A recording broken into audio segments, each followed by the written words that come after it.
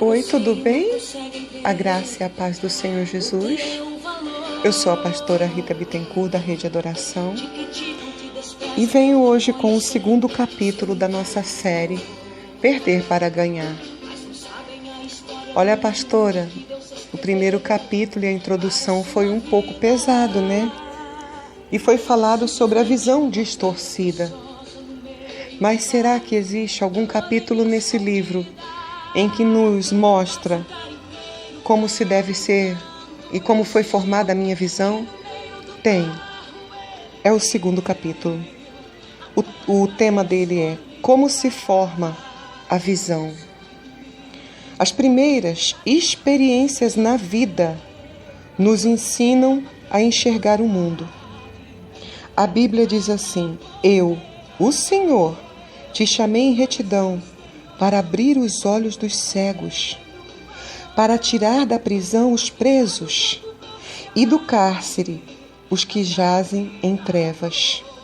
Isso está em Isaías 42, versículos 6 e 7. Para nós entendermos bem como a nossa visão, a nossa maneira de enxergar a vida é formada, nós precisamos fazer uma viagem no tempo.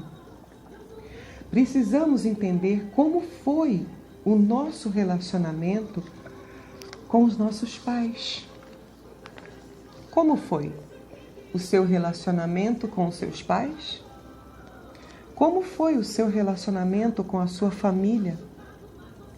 Como foi o seu relacionamento com seus professores, coleguinhas, amigos de escola, amigos da sua infância? A história de cada pessoa, mostra quais foram as suas experiências com as pessoas mais importantes da sua infância.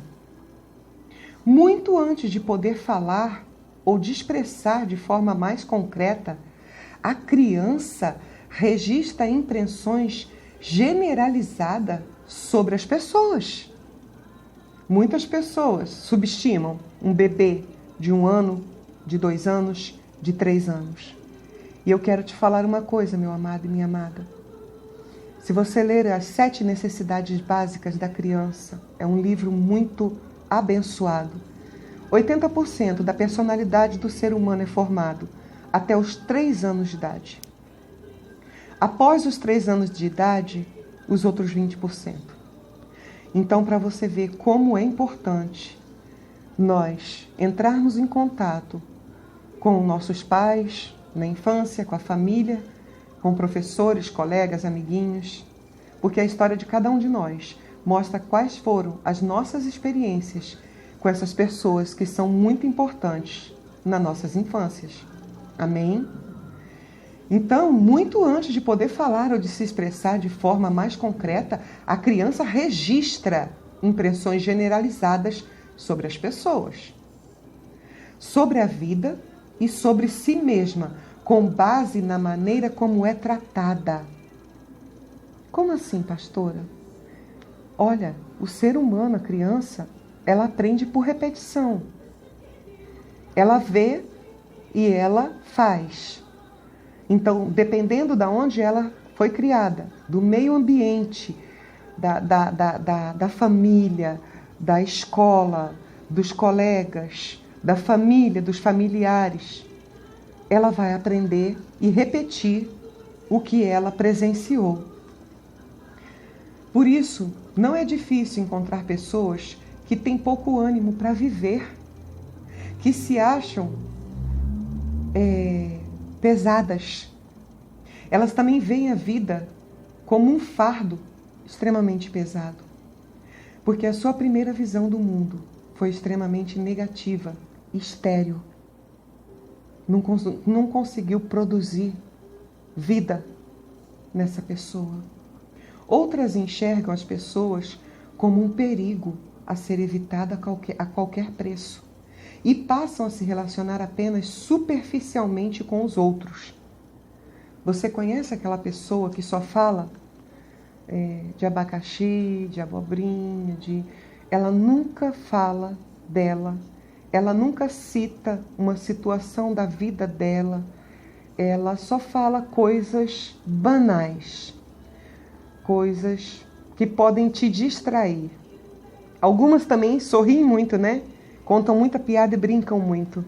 Essas pessoas também precisam se auto-investigar. Tem problema aí. Por último, a grande maioria tem uma visão pobre de si mesma e nunca desenvolve seu potencial. Ela nunca nem descobre que tem. Deus nos criou com necessidades espirituais, físicas e emocionais. Quando essas necessidades não são devidamente supridas, teremos sérios problemas. Da mesma forma que o corpo humano precisa de alimento para sobreviver, a alma também precisa ser alimentada, senão ela definha. Muitas crianças morrem de desnutrição em nosso país. Elas não recebem o mínimo necessário para sobreviverem. Agora, isso também é verdade em nível emocional. E você precisa entender. Muitas e muitas crianças, de todos os níveis sociais, elas sofrem de inanição emocional.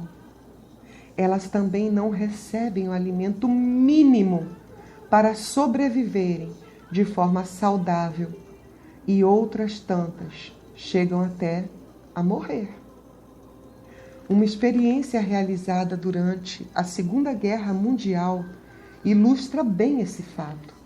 Muitos orfanatos foram construídos para abrigar o grande número de órfãos na Inglaterra. Um desses orfanatos oferecia uma excelente estrutura para recém-nascidos e bebês. Ali eles tinham alimentação e cuidados médicos. No entanto, muitos morriam sem causa aparente. Não tinha causa da morte. No entanto, um médico inconformado com essa situação resolveu investigar. Aos poucos, ele percebeu que as crianças que recebiam mais atenção, afeto e colo sobreviviam. Ele resolveu então contratar em um vilarejo próximo mulheres que pudessem ser mães para aquelas crianças. E a principal função delas era pegar no colo e dar carinho. Em muito pouco tempo, as crianças pararam de morrer na mesma proporção de antes, ou seja, na mesma proporção que elas iam morrendo por falta de afeto emocional, de cuidado, de colo, elas pararam de morrer. Glória a Deus! Que lindo isso! Um médico nos contou a história de uma criança que morreu no hospital de uma enfermidade simples, que normalmente não mata.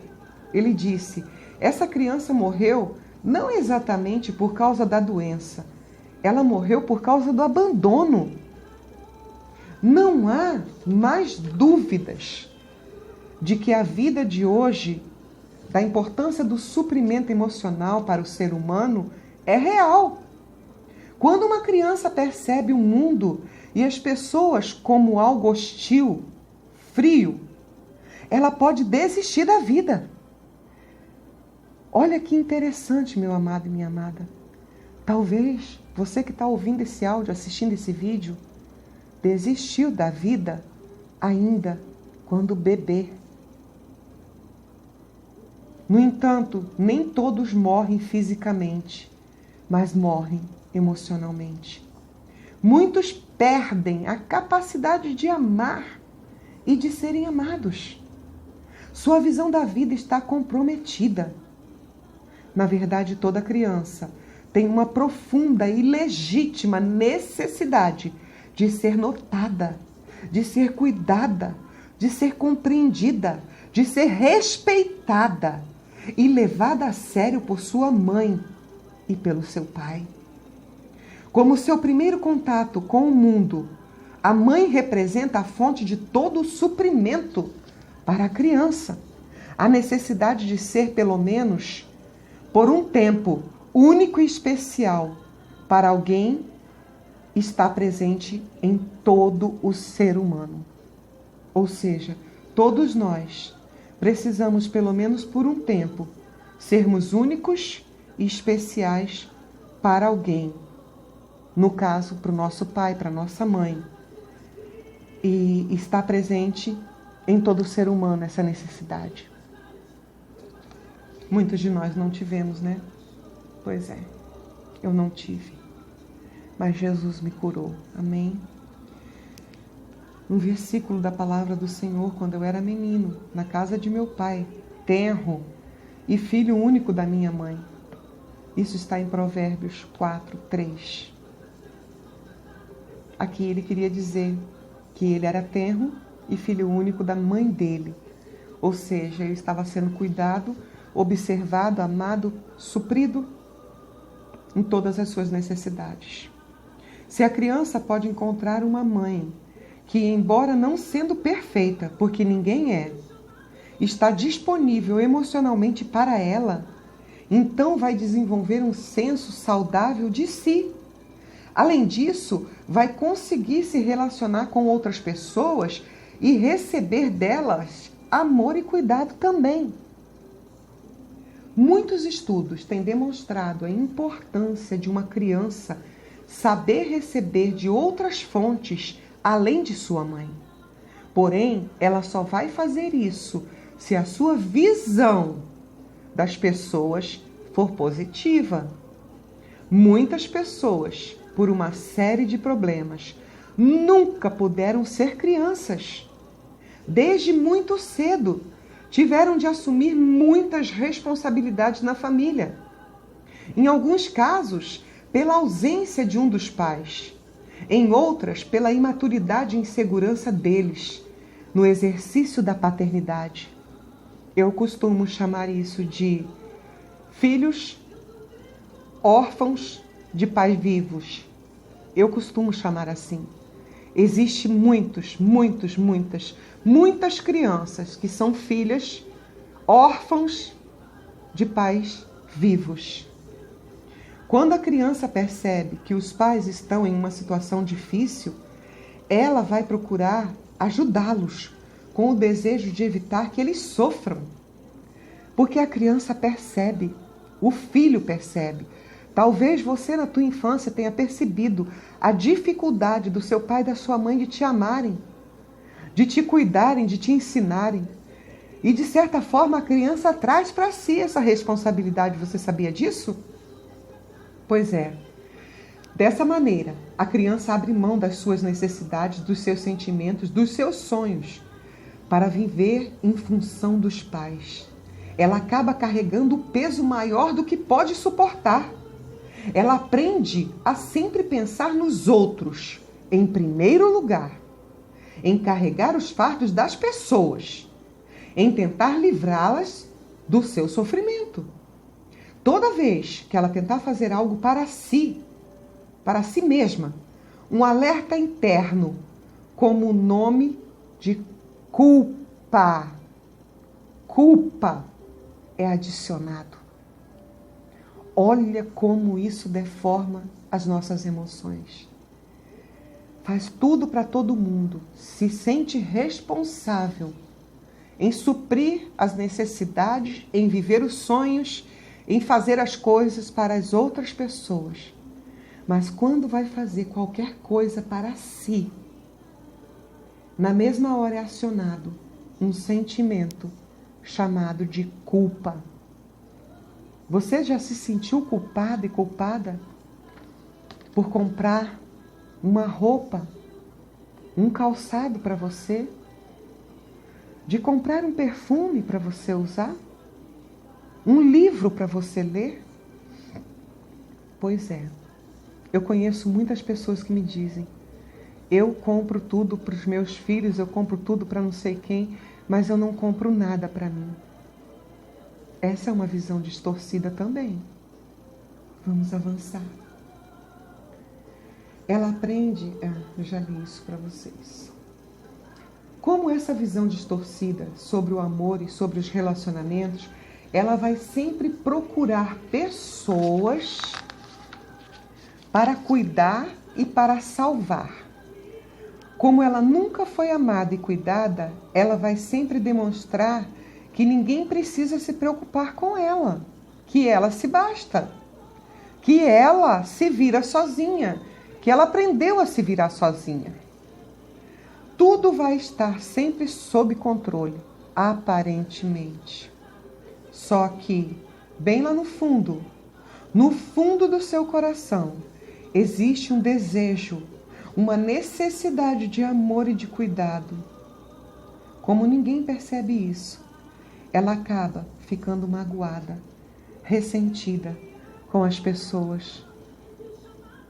Porque dentro do coração dela, ela imagina: eu dou tanto amor, eu cuido tanto, eu me preocupo tanto, eu salvo as pessoas, mas ninguém se importa comigo. E ela se esquece que ela mesma passa essa impressão de superpoderosa, de supermulher, de super-homem, de superpoderoso. E as pessoas verdadeiramente acham, se não têm sensibilidade, se não conhecem a palavra do Senhor, se não entendem um pouco sobre relacionamento, sobre alguns sinais que as pessoas esboçam, ela não vai mesmo dar atenção.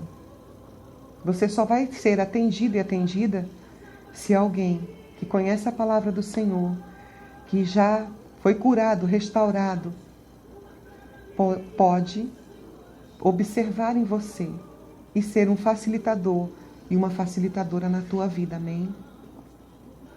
Com o passar dos anos, o processo de nunca demonstrar suas necessidades e suas fraquezas vai se tornando um fardo insuportável.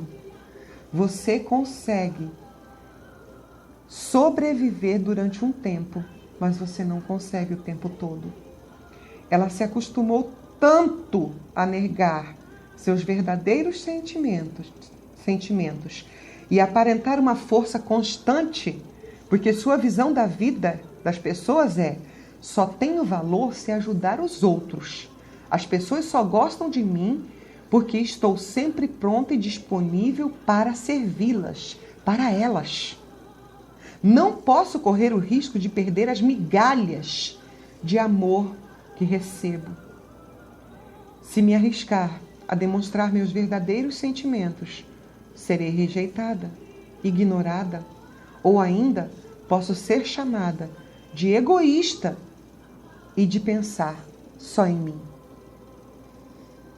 Meu Deus, como isso é forte, Deus. Como isso é forte, Senhor. Meu amado e minha amada, aqui termina o 2º capítulo da série Perder para Ganhar. Amanhã eu venho com o 3º capítulo, no qual o título é A Visão de Si Mesmo. Eu espero que Deus tenha falado com você. Deus tenha ministrado o teu coraçãozinho.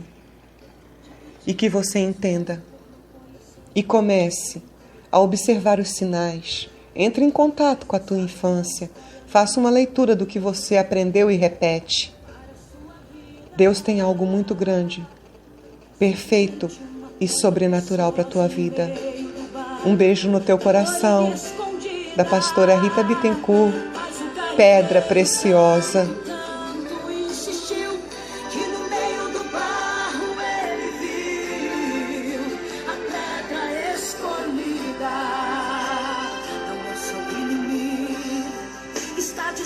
Você já perdeu, pois você é uma preciosidade, garimpada